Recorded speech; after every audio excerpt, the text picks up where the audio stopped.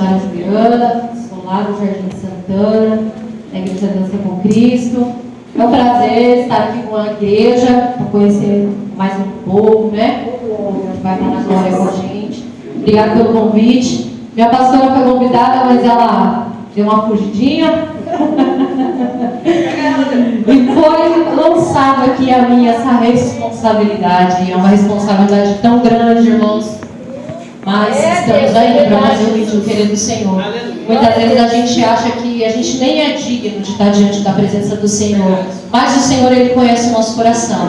E a palavra diz que Ele esquadrinha cada centímetro do nosso coração. Então, se Ele nos confia algo em nossas mãos, nós temos somente que fazer a vontade dele, independente da circunstância. Nós temos que abrir a nossa boca e dizer que Jesus é bom o tempo todo. Amém? Irmãos, eu tinha duas palavras no meu coração, mas quando eu entrei aqui, o Senhor confirmou a palavra para mim. Eu vim com duas palavras no meu coração. Eu falei: Senhor, quando eu botar o pé lá dentro daquele lugar, o Senhor vai falar para mim qual vai ser a palavra que vai ser ministrada naquele lugar. E quando eu entrei ali, o Senhor confirmou a mim através da palavra inicial, onde falou sobre uma torre. Amém? Vamos abrir as nossas Bíblias lá em Juízes. Vamos lá em Juízes 9. Nós vamos ler dos 50 aos 57. Quantos aqui creem que Jesus é a nossa torre forte? Aleluia. Quantos aqui creem que nele nós temos abrigo? Glória a Deus. Juízes 9, dos 50 aos 57.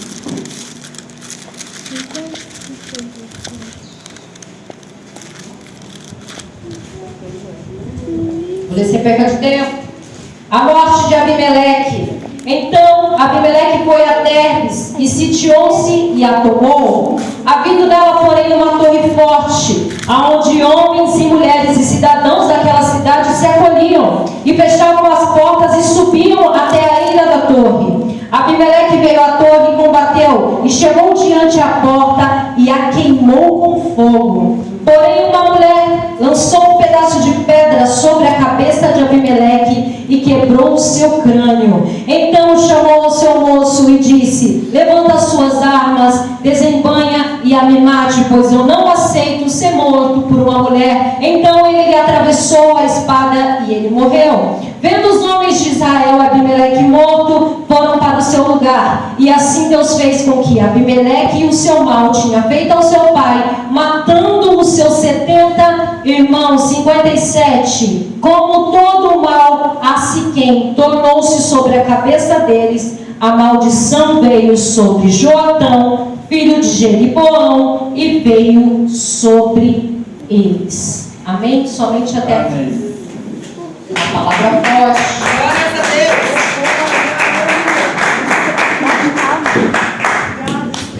Uma palavra forte. Juízes é um livro do juízo, né? Juízes é um livro de palavras fortes. A palavra vai dizer aqui então que Abimeleque era filho de um homem que governava Israel naquela época. Gibeão, quem lembra de Gibeão dos 300? Abimeleque era um dos filhos de Gibeão, porque a palavra vai dizer que ele havia mais 70 filhos. Mas então Gibeão começou a governar Israel numa época.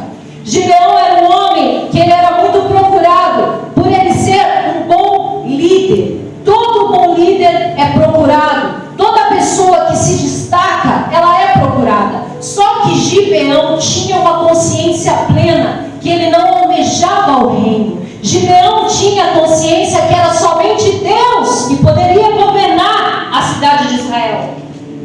Então, ele não queria ser líder, ele não queria ser rei, ele não queria governar. E ele proferiu palavras da sua própria boca, que nem ele e nem os seus filhos iriam governar Israel, porque as palavras têm poder. Muitas vezes nós, com a nossa boca, temos o poder de engrandecer e de diminuir. A nossa boca tem o poder de amaldiçoar e de abençoar.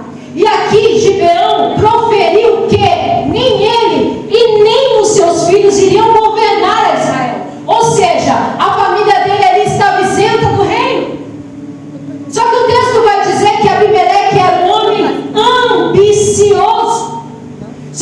o desfecho da história, quando começa a cidade, Gibeão veio a faltar nessa situação. Ele veio a morrer. Então seu filho, por sua vez, por uma grande ambição, queria o reino de qualquer maneira. E passou por cima da palavra do seu pai. Terrível é quando passamos por cima de palavras que já foram proferidas sobre a nossa vida. Às vezes, o nosso coração almeja tanto, o nosso coração quer tanto algo, que nós fechamos os nossos olhos para aquilo que foi lançado sobre a nossa vida. Os olhos não, os nossos ouvidos. Quantos aqui tem algum arrependimento de não ter ouvido alguém dizer? Quantos aqui tem um arrependimento no coração de não ter escutado o conselho de uma mãe? Quantos aqui não tem um arrependimento dentro de si de não ter ouvido algo e ter se lançado e ter se dado mal, de não ter sido bem sucedido? E foi o que aconteceu. Ele não ouviu aquilo que o seu pai disse e ele começou a almejar o reino de Israel, começou a desejar o reino de Israel, mesmo sabendo que aquilo não era para ele. Ele continuou a insistir. Quantas vezes temos essa atitude? Quantas vezes nós sabemos que não é para nós, mas o nosso coração palpita, o nosso coração pulsa, querendo, almejando, mas nós sabemos que não é para nós, mas nós insistimos em querer ele, as consequências são grandes. Aleluia, Senhor, fala. Aleluia. E ele estava ali naquela situação, desejando o reino. Mas aí o seu pai veio a faltar e Israel entrou na época da apostasia, da idolatria.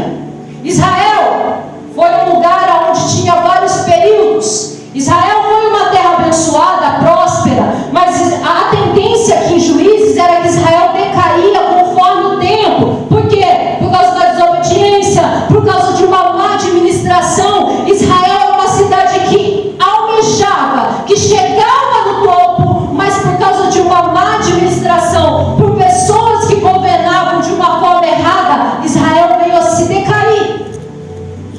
Israel começou a entrar no tempo da idolatria, e a idolatria é terrível diante do Senhor. Todo idólatra, toda pessoa que idolatra uma imagem ou qualquer coisa, foge dos princípios do Senhor, porque o nosso Deus, ele é vivo, ele é real, ele é intenso.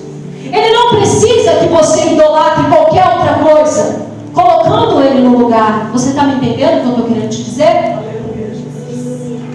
E aí Israel começou a entrar numa fase turbulenta. Israel começou a entrar numa fase meio estranha, numa fase onde não se governava direito, onde fugiam-se dos padrões, dos princípios.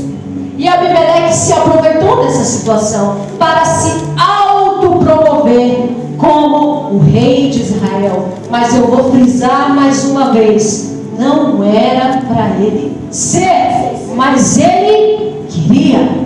E ele se aproveitou dessa crise para se autopromover o rei. Muitas vezes não somos chamados e nem escolhidos, mas queremos.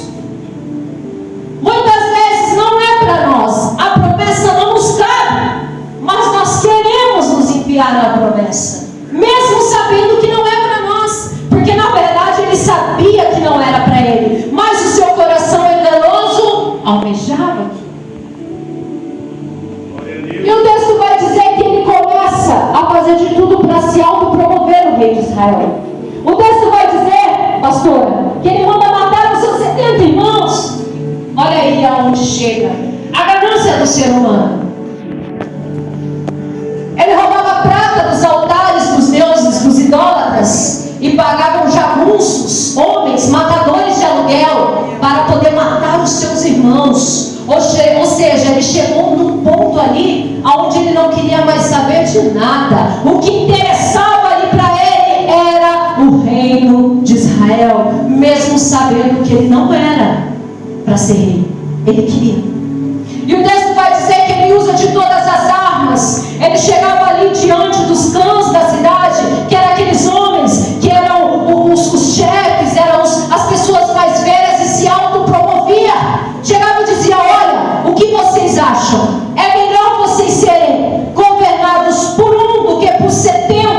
pessoas que eram seus irmãos. Ou seja, ele queria se autopromover de todas as formas. E aí Abimeleque chegou num estágio onde ele começou a perseguir as pessoas. Porque existem situações de pessoas que precisam se autopromover, mas primeiro elas precisam derrubar os outros para chegar onde precisa. Precisa pisar no irmão para chegar no topo da sua ilusão. Porque para chegar no topo diante de Deus, você não precisa pisar em ninguém.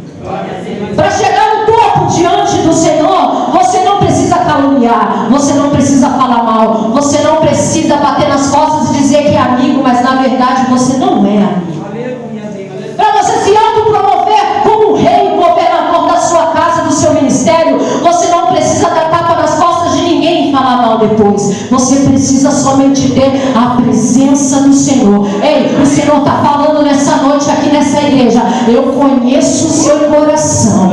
E eu sei que você é capaz de ser promovido ao rei de Israel. Eu sei da sua capacidade de te levantar, de colocar no topo. Ei, mas para isso você precisa de retidão diante da minha presença. Não precisa caluniar e nem pisar em ninguém. Aleluia.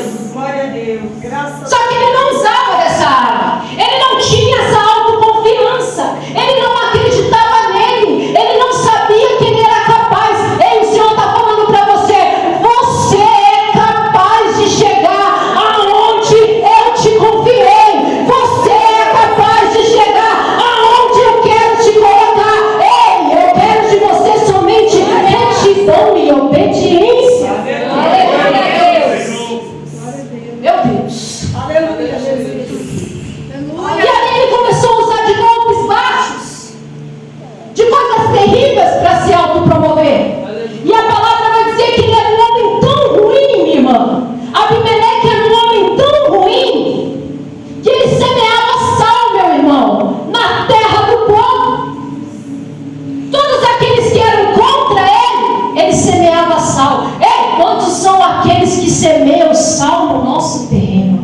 Quantos são aqueles que jogam sal na nossa terra, no nosso eu, para nós não florescermos e nem frutificarmos na presença do Senhor? Quantos são aqueles que querem nos derrubar?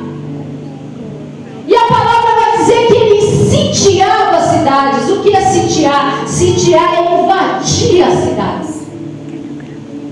E o texto vai dizer que havia uma cidade chamada Siquém.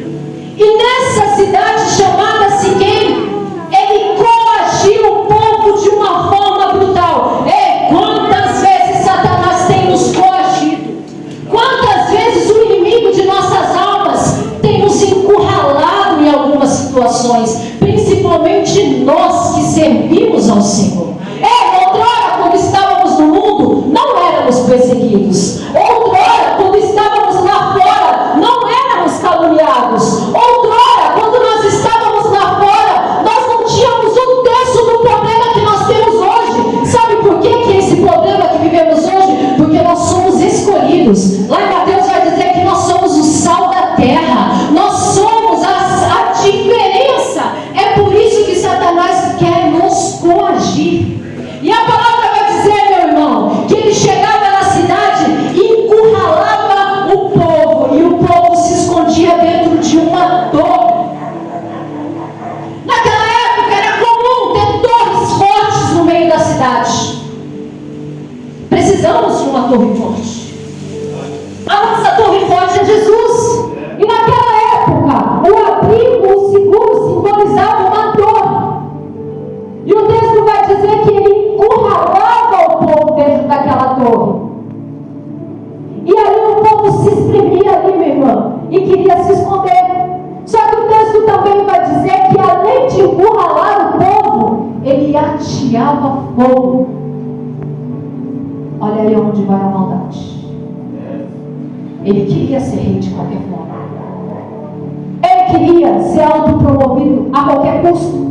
E ele usava das piores maneiras, minha irmã, que era a parte da violência, do homicídio. E o texto vai dizer que aquele povo entrava naquela torre, só que aquele povo não usava da sabedoria, minha irmã, deixava a porta aberta. E toda vez que nós nos propício a Abimeleque nos pegar. Porque a palavra vai dizer em Provérbios que ele é a nossa torre forte e que o justo pode se abrigar nele. Então nessa noite eu quero dizer para você que você tem a certeza e a convicção de que ele é a sua torre forte e que nele você tem abrigo nessa noite. Mas você precisa entender que para estar nele você tem que estar com a sua porta fechada. Aleluia. Não adianta você dizer que Jesus é o seu porto seguro. Não adianta você dizer que nele você tem abrigo. Não adianta você dizer que nele você está seguro e louvar. Seguro estou nos seus braços, Senhor, sendo que a porta está aberta. Porta aberta, o inimigo entra. E qual que era a intenção do inimigo aqui no texto? Era atear fogo e matar todo mundo. Ei, você tem noção do ódio que o inimigo tem da sua vida? Você tem noção do que Satanás planeja contra a sua casa todos os dias? Você tem noção da ira que Satanás tem contra a sua intimidade com Cristo? A palavra está aqui, está nos fazendo refletir. Quando eu comecei a ler, eu falei, meu Deus. Porque realmente a porta aberta não vai nos condenar. Realmente a porta aberta vai deixar espaço para que Satanás venha e entre e faça arruaça na nossa vida. E o texto vai dizer que ele entrava na torre, ateava fogo e matava todo mundo. Só que a minha palavra e a sua palavra também vai dizer que existia uma outra cidade chamada Tebes. Essa cidade chamada Tebes, Tebes significa luz resplandecente. Em Tebes ia ser diferente, porque o povo da cidade de Tebes corria para a torre também, mas fechava a porta, não deixava a porta aberta. Aí é que está a diferença entre você se abrigar em Jesus e fechar. Aleluia, Jesus. Missionária, eu não estou entendendo esse fechar a porta. Eu não estou assimilando o que você está querendo dizer. Ô, minha irmã, traz aí a sua memória. O que está aberto na sua vida que tem impedido do Senhor entrar. O que está aberto aí na sua vida que tem impedido você ter um contato maior com Cristo. Só que o texto também vai dizer que em Tebes, quando o povo entrava na torre, o povo subia no alto da eira da torre. O que significa o alto da eira? Não ficava na parte baixa da torre. Precisamos subir na eira. Precisamos estar no alto diante do Senhor, porque lá embaixo o inimigo te alcança. Toda vez que você se abrigar no Senhor, você precisa subir na eira da torre. Você precisa subir no nível de intimidade com o Senhor. Ei, o Senhor está falando comigo e com você nessa noite. Sem intimidade você não sobe. E o que é subir a torre, missionária? Subir a torre é você orar mais. Toda vez que você se coloca mais diante do Senhor, você sobe o nível da torre. Você sobe mais um pouco. Você sobe mais um pouco. Você sobe mais um pouco e você começa a vivenciar coisas extraordinárias da parte do Senhor. Mas no raso, no baixo, Ele não te alcança. No raso, no baixo, Ele não consegue te ouvir. Ei, o Senhor está falando assim para mim, para você nessa noite. Entra na torre que sou eu. Se abrigue em mim, mas sobe o nível. Não fica no raso, não fica no baixo. Você precisa estar no lugar mais alto de intimidade comigo. Porque às vezes nós chegamos na torre, pastor, alcançamos a torre, mas nós não conseguimos elevar o nível diante do Senhor. A palavra está sendo clara. Sobe o nível nessa noite. Aleluia, Jesus. Sem intimidade nós não conseguimos vencer. Aleluia, Jesus. Sem discernimento nós não conseguimos alcançar o milagre. Aleluia, Jesus. O inimigo está ao nosso derredor o tempo inteiro. E uma pessoa que não tem intimidade com Deus, ela não tem discernimento de espírito. Ela não consegue enxergar o que é bom, o que é ruim, o que vai levar ela adiante, o que vai retroceder na vida dela. Mas se ela está com um nível de intimidade diante do Senhor elevado, se ela está no alto da torre, ei, no alto da torre, a visão é ampliada. Lá embaixo você não consegue enxergar o inimigo. Mas se você subir o nível nessa noite, o Senhor vai ampliar a sua visão. Ei, o texto vai dizer, foi citado que aqui é uma igreja de mulheres. O texto vai dizer que havia uma certa mulher. Eu gosto demais quando a Bíblia diz, uma certa mulher. Uma certa mulher. Ei, ela não tinha nome. Era uma certa mulher. Mas são essas anônimas que o Senhor gosta. São aquelas que ninguém sabe nem o nome. O Senhor está mandando dizer para você, você se acha tão pequena, você acha que ninguém te nota, mas eu te vejo. Às vezes nós achamos que nós não temos crédito diante do Senhor. Senhor, eu sou tão pequena, eu não sou nada diante dessa situação, Senhor, tem misericórdia de mim. E o Senhor olha para você e diz assim, tu pode até não ter nome, as pessoas podem até não te dar crédito, ninguém olha para você, mas eu sou aquele que conheço a sua capacidade. Eu sou aquele que constitui a sua vida. Eu tenho trazido você na palma das minhas mãos. E nessa noite você vai elevar o nível na minha presença. Eu quero te levar a lugares inimagináveis. Eu quero que você tenha experiências comigo como você nunca teve. Meu Deus do céu, moço, o Senhor está falando assim para você, ó. Era uma mulher anônima também. Deus usou aquela mulher de uma forma extraordinária, mas ela precisou romper a multidão, ela precisou tomar um passo diante do Senhor. O Senhor está falando, tu pode ser até anônima, ninguém dá nada para você, mas você tem ousadia. Rompe a multidão nessa noite. E o texto vai dizer que aquela mulher estava ali naquela torre, na parte alta. Lembrando, ela era anônima, mas estava na eira da torre. Ninguém sabia quem ela era, mas ela estava lá em cima. O que significa? Ela tinha o quê? Intimidade com Deus. Ela tinha busca. Ela tinha entrega com o Senhor. Aleluia, Jesus. Porque se ela não tivesse, ela estaria lá embaixo junto com os outros, até queimada e morta. Mas ela estava lá, ó, no alto da eira, com visão ampliada, com percepção, enxergando o inimigo de longe. E o texto vai dizer que Abimeleque se aproxima da torre. Aquela mulher poderia estar ali na sua zona de conforto. Eu sou uma mulher, eu vou ficar tranquila aqui. Essa torre está abarrotada de homens. Deixa que esses homens se virem, mata dele. Mas não, ela foi uma mulher de atitude. O Senhor está dizendo para mim e para você, seja uma mulher de atitude. Saia da sua zona de conforto um pouco. Às vezes nos acomodamos, irmã, em algumas situações da nossa vida. Às vezes a gente fala, não desabona assim, deixa que alguém faz. Não, vai, faça você. Tome atitudes em propósitos, em oração. Pega na mão da sua irmã e fala, vamos. Aleluia, Jesus. Louvado seja Deus. Ela poderia estar ali de braços cruzados, mas não. Ela se levantou e pegou uma pedra. Está preparado para pegar uma pedra espiritual nessa noite? Não estou falando de você jogar uma pedra e ninguém não entenda. É uma pedra espiritual. Aquela mulher pegou uma pedra espiritual e lançou sobre a cabeça do inimigo. Isso é profético. Isso é profético. Eu quero que vocês ergam a sua mão, segure a pedra aí. Isso é profético.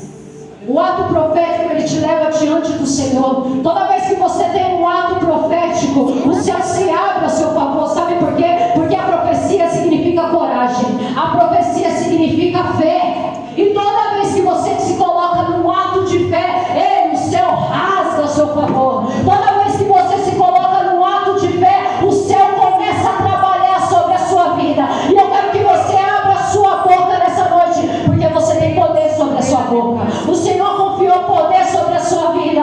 Imagina aí o seu problema. Imagina aí Abimeleque diante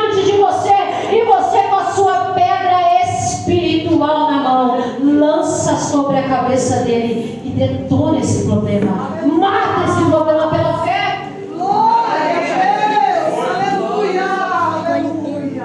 Missionário é a minha casa, missionário é meu filho, é meu marido, é meu ministério. Coloca diante do Senhor, mas sempre com a pedra na mão, amada e revestida da graça do Senhor. E o texto vai dizer que ela lança a pedra diante da cabeça daquele homem e o mata.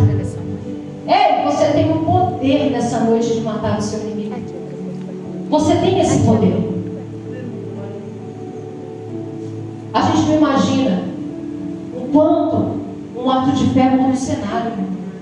A gente nem imagina o quanto um ato de coragem muda uma história. Só que nós precisamos entender. Ei, fazemos um trabalho lindo numa clínica, numa casa de recuperação. Temos um grupo de missão, do qual algumas das meninas aqui fazem parte, trabalhando com pessoas adictas, pessoas viciadas em drogas, num vício terrível. E toda vez que nós fazemos a vigília lá, nós falamos para ele: quem vai mudar o quadro é você. Você precisa entender que você é capaz. Moisés, quando estava lá diante do mar, olhava para frente, o mar bravio, atrás vinha Faraó com toda a fúria querendo tragar a sua vida. Deus pediu a ele que pegasse um cajado. Ei, loucura! Um homem no meio de uma situação terrível, e Deus pediu para ele pegar um pedaço de madeira. Mas que negócio é esse? Às vezes Deus nos pede algo, pastora, que a gente fala: meu Deus, isso é impossível. Como que eu vou fazer isso? Isso é loucura! Aquele cajado para Moisés era loucura. Eu imagino que ele deve ter se questionado: meu Deus, o que eu vou fazer com isso? Satanás furioso atrás de mim, lá na frente o mar bravio, o que eu vou fazer com um pedaço de madeira? Ei, mas eu vou te dizer algo: aquele pedaço de madeira era somente para ele ter atitude, porque a minha Bíblia e a sua Bíblia vai dizer que não foi aquele cajado que abriu o mar. O que abriu o mar foi um forte vento que veio do Oriente. Foi o de repente que abriu o mar. A mão de Deus é óbvio, porque se Deus não muda, nada acontece. O Senhor está dizendo para você: toma uma atitude. É cajado? É um pedaço de madeira? Mas toma uma atitude, pega na sua mão. Deus queria somente que ele tocasse no mar, e o resto ele ia fazer. Ele está falando para mim, para você nessa noite: vai, toma o primeiro passo, que o resto eu faço.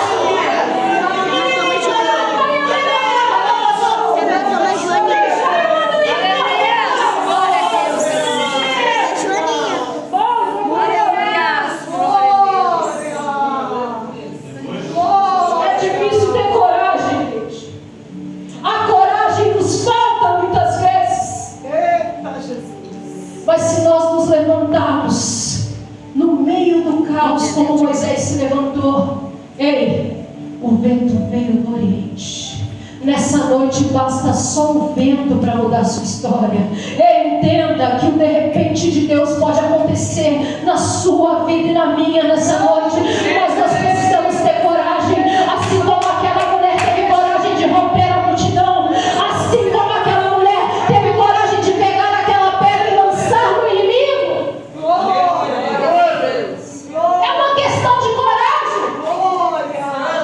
Nessa igreja, nesse templo, tem mulheres de coragem.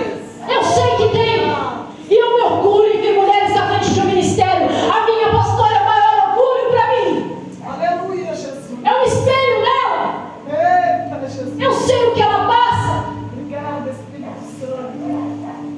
Meu Deus. Talvez os homens não devem estar entendendo, falando, só veio falar das mulheres hoje.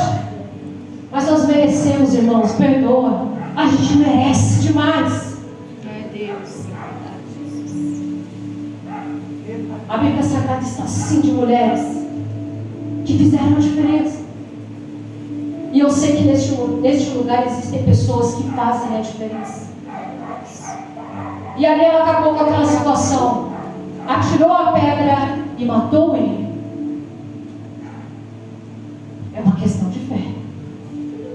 É uma questão de fé. Nessa noite nós precisamos abrir os nossos olhos espirituais e entender que o nosso milagre só depende de nós. Deus faz a parte dele. Naquela situação do mar, pastora, preste bem atenção como é interessante. Não se ventava naquela época. Vinha somente um forte vento do deserto. Mas a palavra vai dizer que ventou no mar naquela noite. Um vento quente não tem a força para abrir o mar, mas um vento forte, determinado por Deus, um vento forte vindo do Oriente, a mão de Deus vai mudar a sua história nessa noite. É no de repente, talvez você esteja com o seu cajado tocando no mar, dizendo: é aqui, Jesus, não vai ser desse jeito, é dessa forma. Só que Deus está falando: não é do seu jeito e não é da sua forma. Vou dar ordem lá do Oriente para mudar a sua história. Às vezes batemos na tecla: é aqui, vai ser assim, eu quero desse jeito, vai ser do meu jeito. Só que Deus está falando: não vai ser do seu jeito, vai ser do meu jeito, conforme eu determinar. Abimeleque era um homem tão sem princípios, um homem tão mau, que ele preferiu a morte do que se render.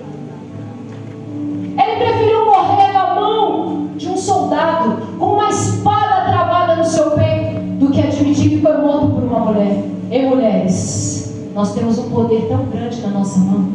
Nós temos uma autoridade confiada da parte do Senhor tão grande. Só que nós precisamos entender que existem os passos.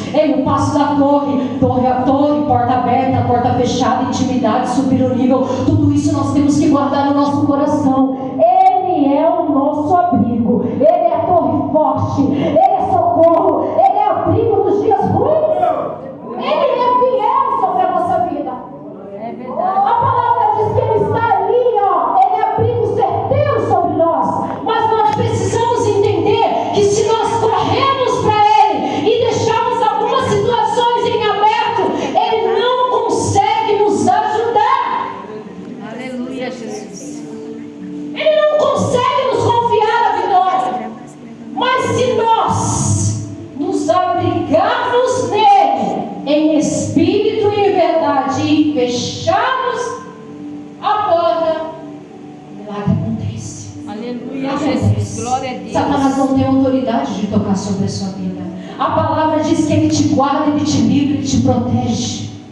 Ele tem você na palma das suas mãos. Ele cuida de você como a menina dos seus olhos. Mas você precisa entender esses passos. Você precisa entender que nele você tem total abrigo. Mas você precisa entender que você tem que ter intimidade com Ele. Sem intimidade não chegamos a lugar nenhum. E o texto diz que aquele homem morre ali naquela situação deplorável. Foi morto, acabou. Perdeu a salvação, foi embora. Tudo porque queria algo, não era? Aleluia, Jesus. Glória a Deus. Tudo porque almejava algo que não foi confiável. Tudo porque deixou com que entrasse no coração as coisas vão. Tudo porque deixou com que o seu coração falasse mais do que a sua razão. Porque se ele tivesse ouvido as palavras do seu pai, certamente teria tomado um outro rumo na sua vida. Certamente estaria em uma outra situação.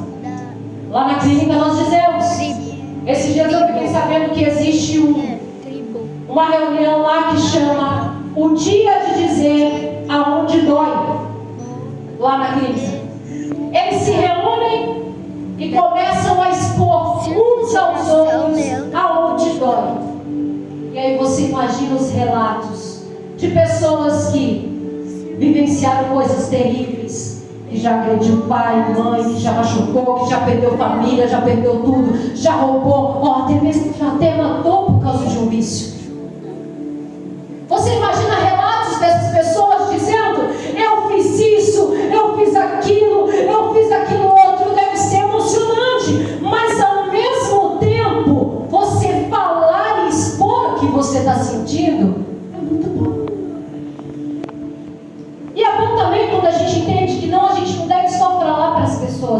gente deve falar para Deus. Porque na palavra diz que o confessar as nossas transgressões, a gente alcança o milagre da parte do Senhor. Aleluia, Jesus. Não devemos guardar só para nós. Aleluia, Não. Jesus. Devemos expor para fora. Mas entender que sem esses passos, nós não conseguimos chegar diante da vitória. E a palavra nessa noite está sendo clara para mim e para você. Aleluia, Jesus. Jesus é o nosso abrigo. Ele está o tempo todo. Está de braços abertos agora, nesse exato momento, te esperando. Dizendo, vem minha filha, eu preciso de você. Eu quero você, eu quero cuidar da sua família, dos seus.